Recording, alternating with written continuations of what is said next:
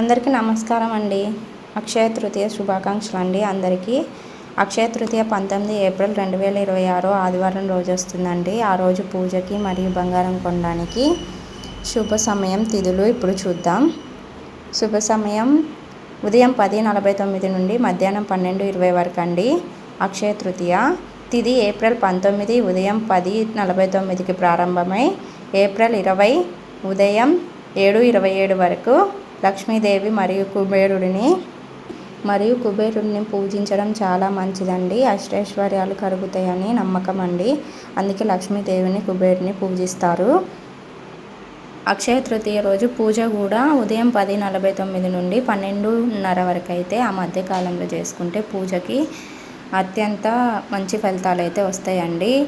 అంతా మంచిగా జరుగుతుంది కాబట్టి ఆ సమయంలో పూజ చేసుకోండి. అక్షయ తృతీయ రోజు అయితే బంగారం వెండి కొనలేని వారైతే ఈ వస్తువులు అయితే ఇంటికి తెచ్చుకుంటే అంతా మంచిగా జరుగుతుందని నమ్మకం అండి.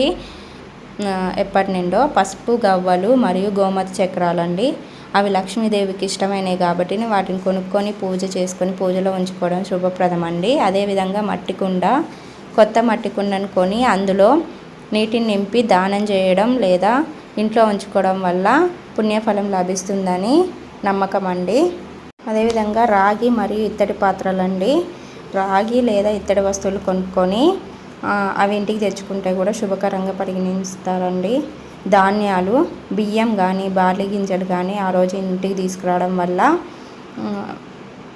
మంచిగా లోటు ఉండదని అంటారండి. ధనధాన్యాలకి ఎప్పటికీ లోటు ఉండదని.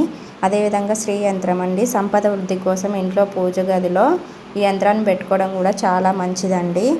అక్షయ తృతీయ రోజు అయితే బంగారం వెండి కొనుక్కోలేని వాళ్ళైతే ఈ వస్తువులు అయితే ఇంటికి తీసుకొని రావచ్చు.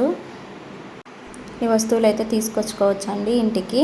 అదేవిధంగా కల్లుప్పు కూడా ఇంటికి తెచ్చుకోవడం వల్ల లక్ష్మీదేవి ఇంట్లోకి వస్తుందని నమ్ముతారండి.